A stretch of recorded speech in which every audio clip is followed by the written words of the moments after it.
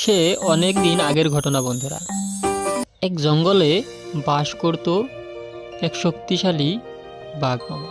একদিন জঙ্গলে বাঘমামা খুব ক্ষুধার্ত হয়ে খাবার খেতে না পেরে ঘোরাঘুরি করছিল। আর বাঘমামা চিন্তা করছিল কিভাবে খাবার সংগ্রহ করবে।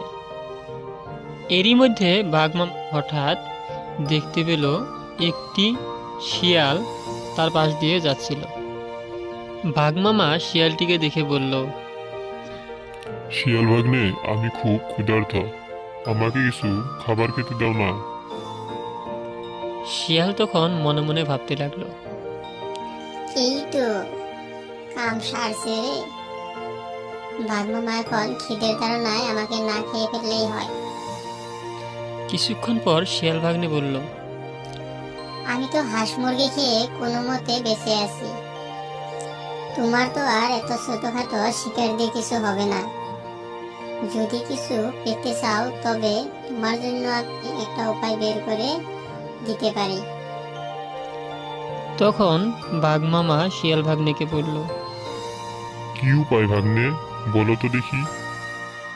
বাঘের মুখে উপায় জানার ইচ্ছা দেখে শিয়াল ভাগ্নে বলল, তোমাকে একটা পরিকল্পনা করতে হবে। জঙ্গলের মধ্যে অনেক পশু পাখি আছে, কিন্তু তাদের সবাই তোমার মতো শক্তিশালী নয়। এই কথা বলে শিয়াল ভাগ্নে বাঘমামার কানের কাছে গিয়ে ফিস ফিস করে বলতে লাগলো, তুমি যদি তাদের ভুল বুঝিয়ে কিছু করতে পারো তবে তুমি খাবার নিশ্চিত পাবে। এই কথা বলে শিয়াল ভাগ্নে মনে মনে বলল, বাঘমামার মত পাল্টানোর আগে আমি এখান থেকে পালাই।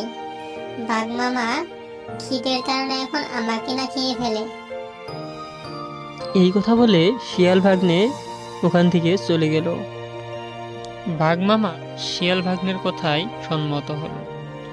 শিয়াল ভাগ্নে বাঘমামাকে একটি চালাক উপায় বলল এবং বাঘমামা তা অনুসরণ করতে লাগলো। বাঘমামা খুবই শীঘ্রই জঙ্গলের পশুদের মধ্যে গজব ছড়িয়ে দিল। আমার এখন আগের মতো শক্তি নেই, তোমরা আর আমাকে ভয় পেতে হবে না, আমার শক্তি কমে গেছে। যে বাঘমামা এখন অত্যন্ত দুর্বল হয়ে গেছে। এখন বাঘমামার আর আগের মতো শক্তি নেই। এই খবর শোনা মাত্রই জঙ্গলের অন্যান্য পশুরা বাঘমামার কাছে আসতে শুরু করলো। বাঘমামা একে একে সবাইকে তার খাবার বানিয়ে খেয়ে ফেলল। এইভাবে বাঘমামা চালাক শিয়াল ভাগ্নের পরামর্শে জঙ্গলের অন্য পশুদের থেকে খাবার সংগ্রহ করল এবং তাদের চালাকিতে বাঘমামা একটি নতুন উপায় শিখল যাতে তিনি সবসময় খেতে পান।